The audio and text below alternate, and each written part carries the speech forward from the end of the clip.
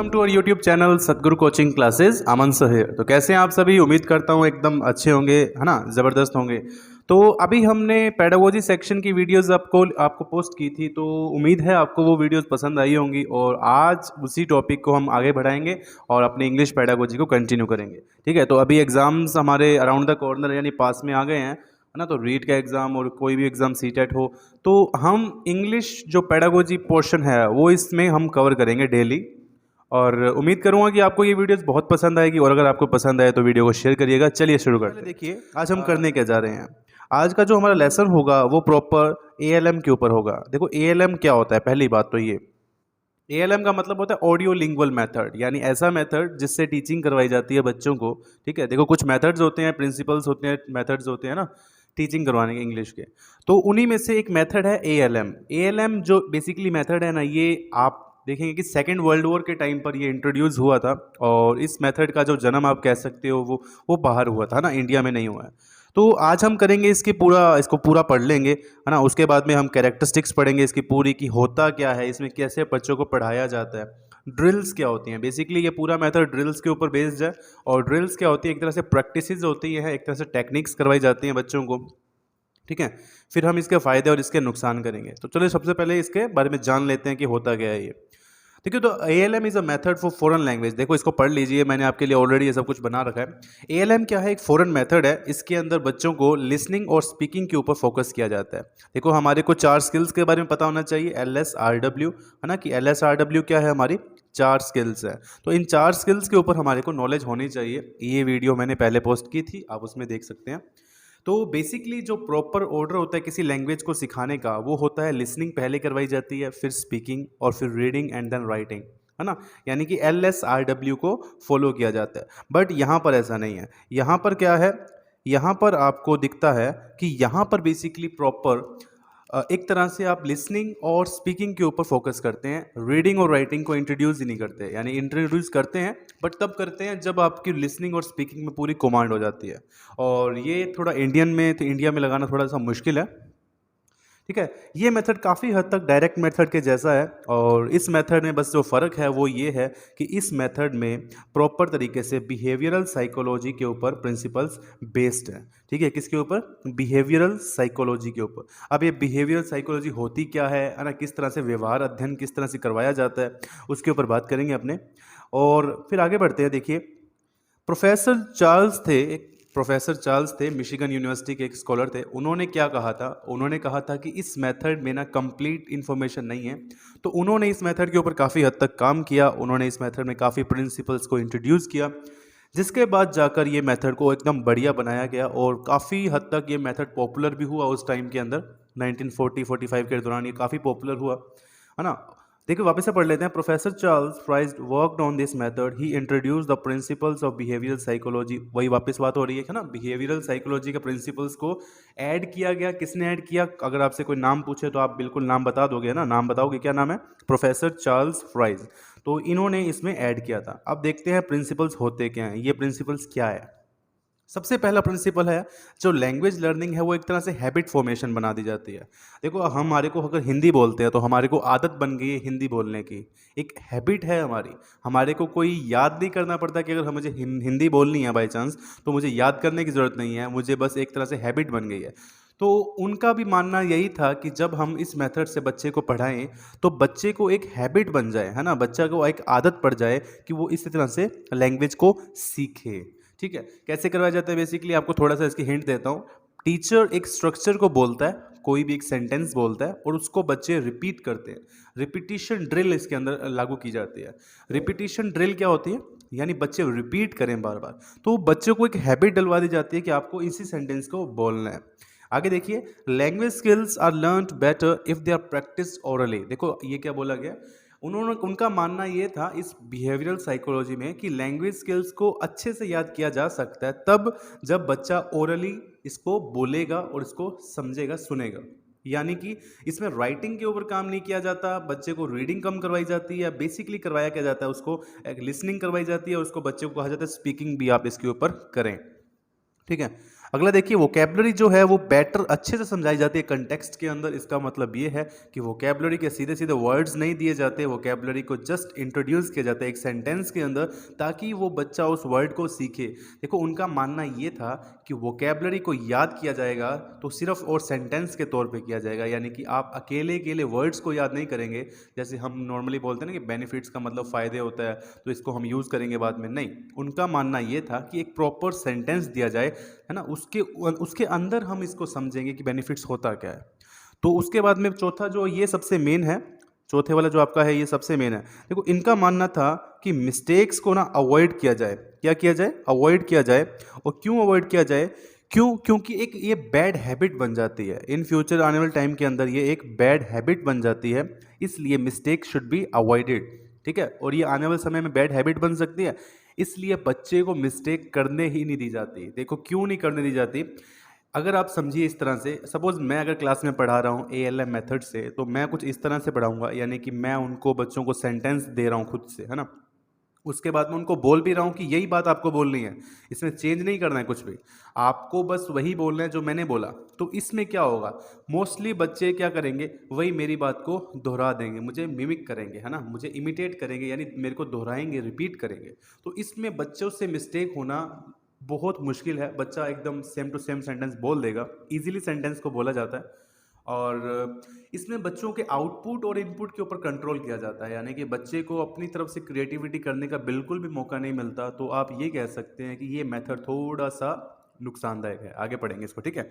आगे देखिए, ये 4 प्रिंसिपल्स थे हमारे ALM मेथड के, और इस 4 प्रिंसिपल को हम ये बोलते हैं कि ये एक बिहेवियरल साइकोलॉजी के ऊपर बेस्ड है। कौन सा मेथड? ALM मेथड, ठीक है। आगे देखिए, ये एक मॉडिफाइड फॉर्म है डायरेक्ट मेथड का। डायरेक्ट मेथड में भी हमारे को रीडिंग राइटिंग को इंट्रोड्यूस तो किया जाता है, बट उसके अंदर भी हमारे नेटिव लैंग्वेज यानी कि हिंदी को यूज़ नहीं किया जाता, इसके अंदर भी नहीं किया जाता बिल्कुल भी।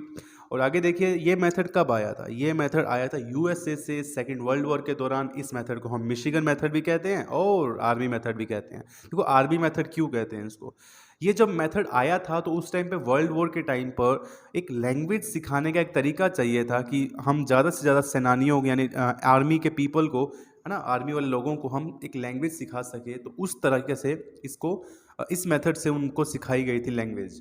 और मिशिगन मेथड क्यों कहा जाता है? क्योंकि जो प्रोफेसर चार्ल्स थे, जिसके बारे में अभी हमने समझा, वो मिशिगन यूनिवर्सिटी के एक स्कॉलर थे, तो इसलिए इसका मेथड का नाम भी मिशिगन मेथड पड़ गया। आगे चलते हैं, कैरेक्टरिस्टिक्स क्या है इस मेथड की। सबसे पहली कैरेक्टरिस्टिक्स तो यही है कि लैंग्वेज को डायलॉग्स के थ्रू पढ़ाया जाता है, यानी कि आपको लैंग्वेज के ग्रामर के रूल्स नहीं सिखाए जाते, आपको वो लैंग्वेज डायलॉग्स के प्रति सिखाई जाती है, यानी कि एक प्रॉपर स्ट्रक्चर दे दिया जाता है ना, उसके ऊपर फिर हम जाके क्या करते हैं, सेंटेंस को बोलते हैं। देखो, डायलॉग्स कैसे कह रहा हूँ, ऐसा नहीं है कि फिल्म के डायलॉग हो जाते हैं, है ना, कि हम ऐसा वैसा, ऐसा कुछ नहीं है। एक्चुअली क्या होता है, इसके अंदर डायलॉग्स जो होते हैं वो इंग्लिश में सिखाए जाते हैं।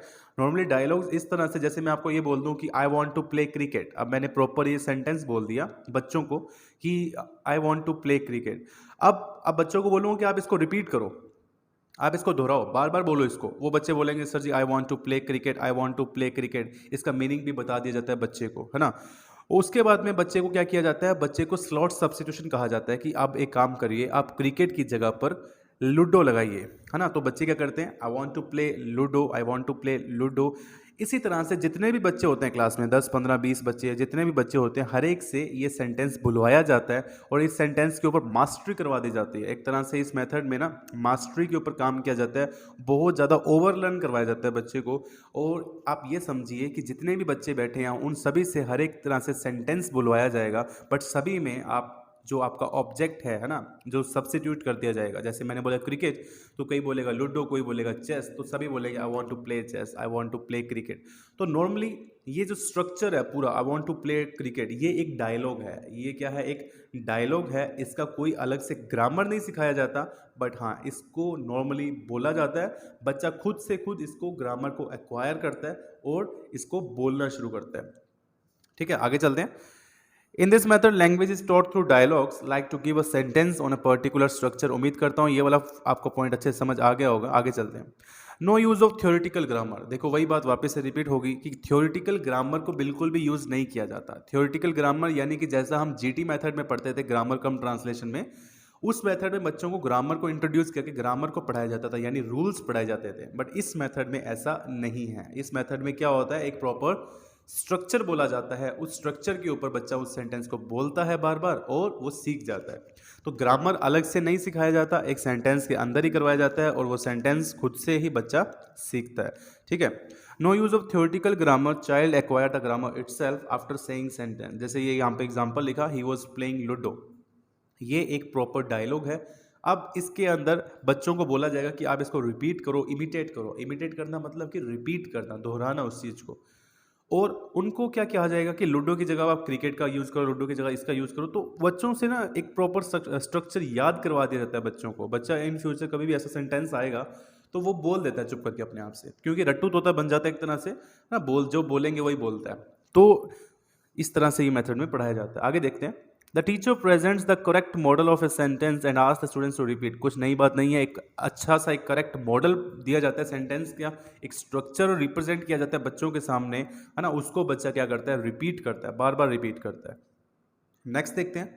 The lesson taught through ALM is based on some drills. वही बात आ गई, सबसे इंपॉर्टेंट बात यहाँ पर इस मेथड की, कि इस मेथड में ड्रिल्स को यूज़ किया जाता है। बहुत सारे ड्रिल्स को यूज़ किया जाता है इस मेथड में। अब वो ड्रिल्स कौन कौन सी हैं उसको हम पढ़ेंगे। देखो, सबसे पहले जो ड्रिल आ जाती है वो तो आपको मैंने कई बार बोल दी, रिपीटिशन करना, किसी चीज़ को रिपीट करना, है ना। और दूसरी ड्रिल आ जाती है आपकी मेमोराइज करना, है ना। आराम से पढ़ते हैं इसको। तो कुछ इस तरह की ड्रिल्स आ जाती है। पहली बात तो ड्रिल्स होती क्या है। ड्रिल्स का आप मीनिंग लिख सकते हो, प्रैक्टिस किए जाना, यानी कि अभ्यास करवाना बच्चों को। किस चीज़ का अभ्यास कराना, अलग अलग चीज़ों का अभ्यास कराना। कैसी कैसी अलग चीज़ें, चलो स्टार्ट करते हैं। सबसे पहला देखिए, रिपीटिशन ड्रिल। रिपीटिशन मतलब कि जैसे अब ये सेंटेंस बोला कि ही वॉज प्लेइंग लूडो। अब ये बच्चों को कहा जाता है कि आप इसको रिपीट करो, इसको रिपीट करो ताकि आपके दिमाग में ये स्ट्रक्चर याद हो जाए। अब इन फ्यूचर अब बच्चों से कहा जाता है कि आप लूडो की जगह पर कुछ और गेम्स का इंट्रोड्यूस करें, है ना। और बच्चों को कहा जाता है कि आप इसको बोलें। तो ये है एक रिपीटिशन ड्रिल। रिपीट करना मतलब कि वापस से दोहराना, जो टीचर बोलेगा उसी के सामने बच्चा जब दोहराएगा तो रिपीट कर रहा है बच्चा। सेकंड देखिए, डायलॉग मेमोराइजेशन। देखो, डायलॉग मेमोराइजेशन का मतलब क्या है, काफी हद तक सिमिलर है ये। डायलॉग क्या है, डायलॉग वही स्ट्रक्चर है जो एक सेंटेंस में बच्चों को सिखाया गया। जैसे ही वॉज प्लेइंग लूडो, है ना, I want to play cricket. कोई एक स्ट्रक्चर बच्चे को सिखाया जाता है, बच्चे को याद करवाया जाता है, मेमोराइज करवाया जाता है। वो सबसे इंपॉर्टेंट चीज़ है इस मेथड में, कि बच्चा उसको बोल बोल कर याद करता है ना। लिखता नहीं है उसको, सिर्फ याद करता है बोल बोल कर। अगला देखते हैं। नेक्स्ट है आपका स्लॉट सब्स्टिट्यूशन ड्रिल, या इसको हम रिप्लेसमेंट ड्रिल भी कहते हैं। देखो, स्लॉट सब्स्टिट्यूशन ड्रिल होती क्या है, वही बात मैंने आपको बोला, एक पूरे सेंटेंस के अंदर जैसे मैं बोलूं कि I want to play cricket. अब इस पूरे सेंटेंस के अंदर यहाँ पर क्रिकेट जो है ये एक सब्स्टिट्यूट है, इसकी जगह पर कुछ और भी यूज किया जा सकता है। तो बच्चा क्या करता है, यूज करता है उसको, है ना। स्लॉट सब्स्टिट्यूशन ड्रिल, इसको हम रिप्लेसमेंट ड्रिल भी कहते हैं। रिप्लेसमेंट मतलब क्रिकेट की जगह पर कुछ और गेम को इंट्रोड्यूस करके उसको यूज़ किया। जैसे I want to play cricket ना बोलकर उसको बोला जाए कि I want to play table tennis, है ना। तो इसको हम रिप्लेसमेंट ड्रिल कहते हैं। नेक्स्ट देखते हैं, ट्रांसफॉर्मेशन ड्रिल। देखो, ट्रांसफॉर्मेशन ड्रिल का मतलब क्या है, बच्चे को ट्रांसफॉर्म किया जाता है। अब किस तरह से ट्रांसफॉर्म करेगा बच्चा, नॉर्मली जो सेंटेंस का स्ट्रक्चर है, अब मैंने आपको ये बोला कि he was playing cricket, normally ये सेंटेंस अगर है हमारे पास में, उसको ट्रांसफॉर्म करना, यानी कि ये जो सेंटेंस है ये एक पॉजिटिव सेंटेंस है। हम जो इंग्लिश में टेंस में सीखते हैं अफर्मेटिव सेंटेंस है। अब बच्चे को कहा जाता है कि अगर आपको नेगेटिव सेंटेंस बनाना हो तो आप नॉट का यूज करोगे। क्या यूज करोगे, नॉट का यूज करोगे। He was not playing cricket, यानी कि बच्चों को कहा जाता है कि अगर आपको पॉजिटिव सेंटेंस इस तरह से दिया जाए तो उसका नेगेटिव कैसे बनता है, नॉट से बनता है। यानी कि बच्चों को अलग अलग ट्रांसफॉर्म करवा दिया जाता है। फिर उसके बाद बच्चे को सिखाया जाता है कि अगर आपको क्वेश्चन मार्क सेंटेंस बनाना हो तो आप क्या करोगे, ही वॉज प्लेइंग क्रिकेट की जगह पर आप वॉज ही प्लेइंग क्रिकेट बोलोगे। इसका मतलब क्या है, बच्चे को हमने 3 तरह के सेंटेंस सिखाए, एक पॉजिटिव सेंटेंस, दूसरा negative sentence and third one is question mark sentence. इसको हम बोलते हैं ट्रांसफॉर्मेशन ड्रिल, यानी बच्चे को ट्रांसफॉर्म करना सिखाया जाता है। कैसे सेंटेंस ट्रांसफॉर्म होता है, एक पॉजिटिव से नेगेटिव में, नेगेटिव से क्वेश्चन मार्क में, ये चीज होती है, इसको बोलते हैं हम ट्रांसफॉर्मेशन ड्रिल। नेक्स्ट देखिएगा, चेन ड्रिल। चेन ड्रिल का मतलब क्या है? चेन ड्रिल का मतलब ये है कि बच्चों को कड़ी के दौरान, यानी जैसे बच्चे लाइन में बिठा दिए जाते हैं, एक चेन होती है ना, जैसे अपने नॉर्मली चेन देखते हैं, तो चेन हाथ में पहनते, गोल सी चेन एक एक टुकड़ी के साथ दूसरी टुकड़ी बंधी होती है। तो बच्चों को इसी तरह से बिठा दिया जाता है, खड़ा एक साथ में इकट्ठा कर दिया जाता है, ताकि बच्चे क्या करते हैं, अब जो काम टीचर कर रहा था वही काम टीचर बच्चे को दे देता है कि आप एक सेंटेंस को बोलिए, है ना, जैसे ही वॉज प्लेइंग क्रिकेट, या उस बच्चा बोलेगा कि I want to play cricket. अब वो बच्चा दूसरे बच्चे को कहेगा कि अब आपकी बारी, है ना, मतलब अब आप इसको बोलिए। बच्चा बोलेगा I want to play table tennis, है ना। उसी तरह से नेक्स्ट बच्चे के पास जाएगा तो वो बोलेगा I want to play ludo. मतलब कि जो काम टीचर बच्चों से करवा रहा था, अब वही काम बच्चे खुद अपने आप में चैन बनाकर, है ना, एकदम से जुड़कर एक साथ में सारे इकट्ठा ग्रुप बनाकर उस काम को करते हैं। इसको बोलते हैं हम चैन ड्रिल। लास्ट देखते हैं क्वेश्चन एंड आंसर ड्रिल। अब टीचर उनसे क्वेश्चन एंड आंसर करता है कि, है ना, जैसे मैं बोलूं कि ही वाज प्लेइंग क्रिकेट, ये तो नॉर्मल सेंटेंस था। अब टीचर उसको क्वेश्चन करता है व्हाट ही वाज प्लेइंग, अब आंसर आता है सामने से क्रिकेट, है ना। नेक्स्ट बच्चे से क्वेश्चन करता है what you want to play, वो बोलता है क्रिकेट या लूडो। इस तरह से क्वेश्चंस किए जाते हैं लास्ट में, ताकि बच्चा उनको समझ सके। काफ़ी हद तक पॉपुलर था ये मेथड, बट लास्ट में इसको क्रिटिसाइज किया गया, काफ़ी इसकी निंदा हुई। वो देखेंगे क्यों हुई उसकी निंदा। ठीक है, ये होती है ड्रिल्स। तो वापस एक बार ड्रिल्स को देख लीजिए। ड्रिल्स काफ़ी इंपॉर्टेंट है। इस मेथड में प्रॉपर ड्रिल्स के ऊपर ही क्वेश्चन बनते हैं कि इसमें से कौन सी ड्रिल आपके एएलएम मेथड में होती है, कौन सी नहीं होती है। तो इस तरह के क्वेश्चन बन जाते हैं। तो ये 6 ड्रिल्स को याद रखेंगे। पहला रिपीटिशन ड्रिल, रिपीट करना। दूसरा डायलॉग मेमोराइजेशन ड्रिल, यानी डायलॉग को मेमोराइज करना। उसके बाद में स्लॉट सब्स्टिट्यूशन ड्रिल और transformation drill, chain drill, question and answer drill. उम्मीद करता हूँ यहाँ तक तो आपको समझ आ गया है। आगे चलते हैं। एएलएम के अंदर कोई एक्सप्लिसिट ग्रामर की नॉलेज नहीं दी जाती। वापस से एक्सप्लिसिट का मतलब क्या है, अलग से कोई ग्रामर नहीं पढ़ाई जाती। बच्चे को सेंटेंस में ही ग्रामर सिखा दी जाती है। उनको अलग से कोई ग्रामर के लिए रूल्स नहीं बताए जाते कि यहाँ पर सब्जेक्ट लगता है, यहाँ पर वर्ब लगती है, ऐसा कुछ नहीं करवाया जाता। बस एक नॉर्मल स्ट्रक्चर बोला जाता है, जिससे बच्चा यूज़ करना सीख जाता है। जैसे कि अगर मैं बोलूँ कि लेट मी प्ले, है ना, मुझे खेलने दो, यहाँ पर मैंने एक स्ट्रक्चर का यूज़ किया, लेट प्लस मी और उसके बाद में वर्ब। अब बच्चे को बोलूँगा let him work, let him study, let him, तो नॉर्मली एक स्ट्रक्चर बोल दिया, उसके बाद में ऑब्जेक्ट या वर्ब चेंज करता जाएगा। ठीक है, आगे देखते हैं। वंस स्टूडेंट गॉट मास्टरी, बच्चे को मास्टरी करवा दी जाती है। जैसा कि मैंने आपको पहले बोला कि बच्चे को मास्टरी करवा दी जाती है, कि बच्चा उस लैंग्वेज में उस सेंटेंस को इतने अच्छे से बोलना शुरू कर दे कि कल के बाद में, यानी जब भी वो कोई सेंटेंस की सिचुएशन आए तो वो बिना रुके बोल दे।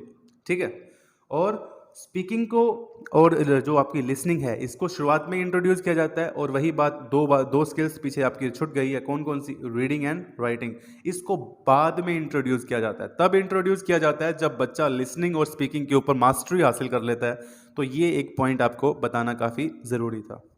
नेक्स्ट देखते हैं, reading and writing are defer. Reading और राइटिंग को टाला जाता है। डेफर करना मतलब किसी को टालना, पोस्टपोन किया जाता है रीडिंग और राइटिंग को। स्टूडेंट्स का अपने ऊपर कोई कंट्रोल नहीं होता। स्टूडेंट्स को जैसा बोलेगा, टीचर बोलेगा, वैसे का वैसा स्टूडेंट बोलता है। तो यानी कि स्टूडेंट अपनी तरफ से कोई क्रिएटिविटी नहीं करता। जैसा टीचर ने बोला वही बच्चा आगे से बोलेगा। अब ये हिसाब लगाइए, बच्चे का इनपुट और आउटपुट दोनों टीचर के हाथ में है। इनपुट का मतलब बच्चा क्या सुन रहा है, सुन क्या रहा है, जो टीचर बोलना चाहता है। और आउटपुट का मतलब भी बच्चे के हाथ में नहीं है, मतलब टीचर वही वर्ड देगा जो टीचर सुनना चाहता है ना। तो जब बच्चा खुद से बोलने लगेगा तो भी वो वही बोलेगा जो टीचर सुनना चाहता है। जैसा कि सपोज अगर एक टीचर बोलता है आई एम टीचिंग इंग्लिश, अब ये टीचर ने बच्चे को बोला कि मैं क्या पढ़ा रहा हूँ, इंग्लिश। बच्चा भी आगे यही बोलेगा कि yes I am teaching English. अब बच्चे को बोला जाता है कि आप इसमें इंग्लिश की जगह मैथ लगाइए। तो नॉर्मली टीचर ने ही बोल दिया कि आपका आउटपुट जो अब आएगा, यानी आप जो बोलने वाले हो वो वही होना चाहिए जो मैं चाहता हूँ। तो इसमें इनपुट और आउटपुट के ऊपर बच्चे का कोई कंट्रोल नहीं होता। इसलिए हम कहते हैं कि students have no control over their output. It is a teacher dominated method. Teacher dominate करता है पूरी तरह से, यानी टीचर केंद्रित मेथड है, या आप इसको बोल सकते हैं, है ना। प्रॉपर तरीके से टीचर ही सब कुछ चलाता है। जो भी बच्चा, पावर सभी उसी के पास में होती है। जो टीचर ही चाहता है, जैसा टीचर चाहेगा वैसा वो पढ़ाएगा। आगे देखते हैं। Students are prevented from doing mistakes. Students को रोका जाता है, बचाया जाता है कि बच्चे मिस्टेक्स करें ही ना। क्यों? क्योंकि प्रोफेसर चार्ल्स का मानना था कि मिस्टेक्स एक बैड हैबिट में कन्वर्ट हो जाती है, इसलिए बच्चों से मिस्टेक्स करवाई ही ना चाहे। बट आपको भी समझ है, अगर कोई हम नई लैंग्वेज सीखते हैं तो मिस्टेक्स किए बिना तो हम कभी कुछ सीख ही नहीं सकते, है ना। Mistakes is a very important, mistakes तो बहुत ज़रूरी है करना। मिस्टेक्स करेंगे नहीं तो इंपॉर्टेंट पता पता कैसे लगेगा कि हम गलती कर रहे हैं, है ना। मिस्टेक्स करेंगे तभी सीखेंगे। आगे देखते हैं। ALM doesn't tolerate errors, simple सी बात है, इसके अंदर एरर्स को टॉलरेट नहीं किया जाता, यानी कि अगर बच्चा गलती कर भी दे तो टीचर उसको सहता नहीं है, उसको साथ के साथ करेक्ट कर देता है और उसको सिखा देता है कि आज के बाद कभी ये गलती वापस नहीं होनी चाहिए। It is quite difficult to learn without doing mistake, वही बात वापस आ गई, कुछ सीखना है तो मिस्टेक्स किए बिना तो आप सीख नहीं सकते, मिस्टेक्स तो होती ही है। कोई भी चीज़ ले लो आज के टाइम में, आप मिस्टेक्स तो करे बिना सीख ही नहीं सकते। आगे देखते हैं। Teacher have to give positive reinforcement. Positive reinforcement का मतलब क्या होता है? शाबाशी देना, पूर्ण बलन देना, मतलब कि एक तरह से बच्चे को ना शाबाशी दी जाती है। अगर ये बच्चा अच्छा काम करता है, कोई अच्छा सेंटेंस बोलता है, तो बच्चे को शाबाश, वेरी गुड, गुड, या एक तरह से चॉकलेट दे दी, पेन दे दिया, वो डिपेंड करता है टीचर की जेब के ऊपर, है ना। तो नॉर्मली क्या होता है कि पेन वगैरह गिफ्ट करते हैं बच्चों को, ताकि बच्चा मोटिवेट होकर अगली बार खुद से सेंटेंस बनाए और अच्छे से बोले। तो एक पॉजिटिव री इन्फोर्समेंट करवाई जाती है किस मेथड में? ALM में। इसको पढ़ लेते हैं। With child did right, for example very good, excellent, ये उनको दिया जाता है। आगे देखते हैं। इसमें टीचर क्या है? एक ऑर्केस्ट्रा लीडर का रोल प्ले करता है। कैसे? ऑर्केस्ट्रा लीडर कौन होता है? जो अपने धुन के ऊपर सभी को नचाए, है ना।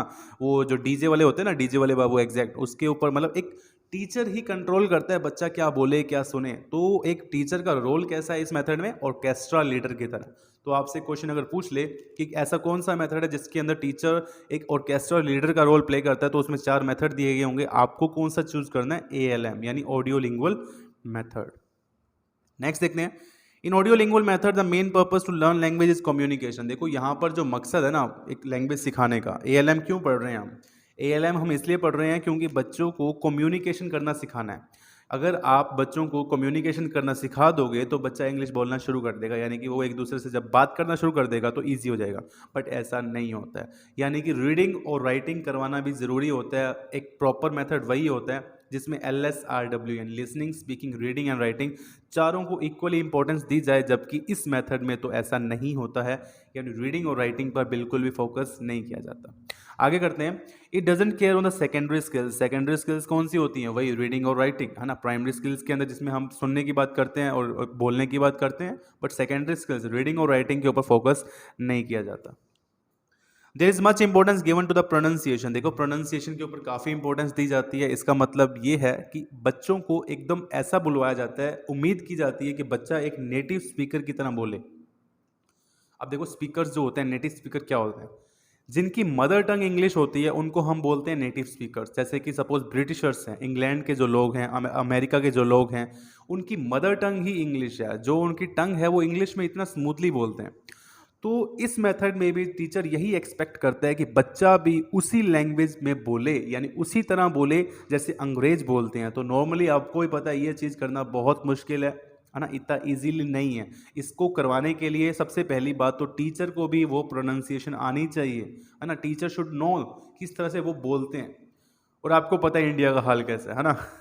चलिए आगे देखते हैं। अब प्रोनाउंसिएशन 2 तरह की होती है। पहली नेटिव स्पीकर वाली, जैसा मैंने आपको बताया कि जैसा विदेशी बोलते हैं वैसा ही अपने बोलें। और दूसरी है कॉम्प्रीहेंसिबल। कॉम्प्रीहेंसिबल प्रोनाउंसिएशन का मतलब क्या होता है? सर कॉम्प्रीहेंसिबल प्रोनाउंसिएशन का मतलब ये होता है कि कोई ऐसी प्रोनाउंसिएशन को यूज़ करो जो सामने वाले को समझ आ जाए, बस जैसा आपने यूज़ करते हैं, है ना, कि सामने वाले को समझ आ जाए। अब जरूरी नहीं है अपने अंग्रेज की तरह बोलते हैं, बट हाँ इतना तो बोल लेते हैं कि सामने वाला मेरी भाषा को समझ सके। तो कॉम्प्रीहेंसिबल का मतलब है समझने योग्य। जो चीज़ समझने योग्य है उसको बोलेंगे अपने कॉम्प्रीहेंसिबल प्रोनाउंसिएशन। नेक्स्ट देखते हैं। It is expected from the child that he should done mastery. वही वापिस से आ गई। ये एक्सपेक्ट किया जाता है कि बच्चा उसमें मास्टरी हासिल कर ले, है ना, उस लैंग्वेज में, उस स्ट्रक्चर में जो बच्चे को सिखाया गया है उसको ओवर लर्न करे। क्या करे? उसको ओवर लर्न करे। किसको? टारगेट लैंग्वेज को। और हमारी टारगेट लैंग्वेज क्या है? इंग्लिश है।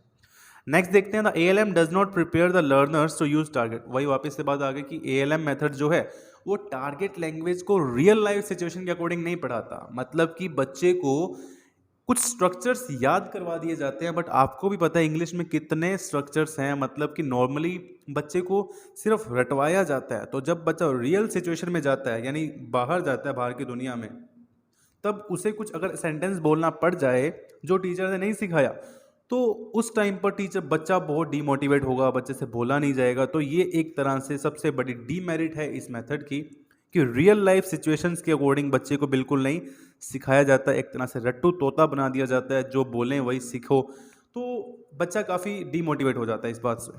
आगे देखते हैं, मेरिट्स करते हैं, कुछ फ़ायदे इसके क्या फ़ायदे हैं। सबसे पहला फ़ायदा क्या है, child will speak like a native speaker, यानी कि बच्चा नेटिव स्पीकर की तरह बोलना शुरू करता है। और आपको भी पता है नेटिव स्पीकर की तरह बोलना इतना इजीली काम नहीं है। नेक्स्ट देखिए, इंग्लिश के ऊपर अच्छी कमांड हो जाती है। जब बच्चे स्ट्रक्चर अच्छे से सीख लेता है तो काफ़ी अच्छा वो बोलना शुरू कर देता है। चाइल्ड पॉजिटिव फील करता है जब वो एक सेंटेंस बनाता है। तो इसकी मेरिट्स काफ़ी इंपॉर्टेंट नहीं है, इसकी जो इंपॉर्टेंस है वो है डीमेरिट्स, इसके नुकसान क्या है। तो अब जो डीमेरिट्स करेंगे वो इसकी काफ़ी इंपॉर्टेंट चीज़ है। डीमेरिट्स क्या है इसकी, उसको देखते हैं। सबसे पहले डीमेरिट्स तो ये है कि ये सभी ऑल टाइप्स ऑफ सिचुएशन को क्लास में नहीं लेकर आ सकता। जैसा कि मैंने आपको बोला कि इसमें रियल लाइफ की सिचुएशंस नहीं आ सकती। अब नॉर्मल कुछ सेंटेंस ऐसे होते हैं जो टीचर भी नहीं पढ़ा पाता है ना, तो सारे सेंटेंस तो कवर नहीं कर सकता टीचर। तो ये इसकी काफ़ी बड़ी डीमेरिट है। और दूसरी डीमेरिट, फोकस होता ही नहीं है कहाँ पर, रीडिंग और राइटिंग के ऊपर। हालांकि उनका कहना तो ये था कि हम लिसनिंग और स्पीकिंग को करवाने के बाद रीडिंग और राइटिंग को पढ़ाएंगे, बट आपको भी पता है कि लिसनिंग और स्पीकिंग पूरी हो ही नहीं पाती और रीडिंग और राइटिंग बिल्कुल टाल दी जाती है। जब तक वो नहीं होगी तो वो भी नहीं करवाएंगे। आगे देखते हैं, this method doesn't allow errors, बच्चे को गलती करने से रोका जाता है, एरर्स को टॉलरेट बिल्कुल नहीं किया जाता। So it's difficult to learn without mistake, तो ये बहुत मुश्किल है कि आप मिस्टेक्स किए बिना सीखें। तो मिस्टेक्स करना यहाँ पर आपको अलाउ ही नहीं किया जाता कि आप गलती करें। क्यों? क्योंकि इनपुट और आउटपुट दोनों किसके ऊपर है, कंट्रोल किसके अंदर है, टीचर के अंदर कंट्रोल है कि वही आपको कंट्रोल करेगा। एक तरह से आपको एक चाबी भर दी और आप बोलते जा रहे हो। नेक्स्ट देखते हैं, students can't able to use his own creativity, student जो है वो अपनी क्रिएटिविटी नहीं लगा सकता। यानी कि उसका अगर खुद का सेंटेंस बनाने का मन कर रहा है, पहली बात तो टीचर ने कभी उसको सिखाया नहीं है सेंटेंस मेकिंग, है ना। उसके बाद में अगर उसका मन करता है तो वो कैसे बनाएगा? क्यों? क्योंकि टीचर ने जो उसको बोला है, जैसे सपोज ये अभी हमने सेंटेंस किया था, I want to play cricket. अब उसमें क्रिकेट की जगह अगर टीचर उसको बोलेगा कि आप इसमें बैडमिंटन का यूज करो, तो बच्चे ने क्या करना है? बच्चे ने कुछ अपना दिमाग नहीं लगाना, उसने बस वही बोलना है, I want to play badminton. तो बच्ची की खुद की क्रिएटिविटी तो गई भाड़ में, है ना। मतलब उसकी क्रिएटिविटी का क्या होगा, वो तो बोल ही नहीं पा रहा क्रिएटिविटी अपनी। तो ये एक इसकी काफ़ी बड़ी डीमेरिट है। आगे देखते हैं, स्टूडेंट्स जो हैं वो रियल लाइफ की सिचुएशन को बोल नहीं पाते हैं, रियल लाइफ की सिचुएशन में वो उतना टॉलरेट कर नहीं पाते हैं, तो ये थोड़ा सा मुश्किल है। और अगला, और सिंपल सी बात है, अगर एक ही स्ट्रक्चर के ऊपर सभी बच्चों से बुलवाया जाए तो ये काफ़ी लेंदी प्रोसेस है, काफ़ी टाइम लेता है ये प्रोसेस। तो आप ये कह सकते हो it is a time consuming process. हमने जो ALM मेथड किया पूरी तरह से आपको समझ आ गया होगा। और इस क्लास के अंदर तो उम्मीद करूंगा कि आपने ALM को अच्छी तरह से समझ लिया, और मैं उम्मीद करूंगा कि आप इनके नोट्स भी बनाएंगे साथ साथ सारे। और ये जब नोट्स आपके बन जाएंगे तो आपको भी काफ़ी सेटिस्फेक्शन मिलेगी। और रही बात एग्जाम की, तो 3 मेथड सबसे ज़्यादा इंपॉर्टेंट है, डायरेक्ट मेथड, ALM, है ना, और GT मेथड, और एक कम्युनिकेटिव लैंग्वेज अप्रोच आएगी CLT, उसको हम पढ़ेंगे बाद में। तो आज के लिए बस इतना ही, मिलते हैं एक नई वीडियो के साथ में। अगर वीडियो अच्छी लगी है तो जरूर कमेंट करें, और नेक्स्ट वीडियो का वेट करेंगे अपने, जल्दी स्टार्ट करेंगे। Okay ji, thank you so much.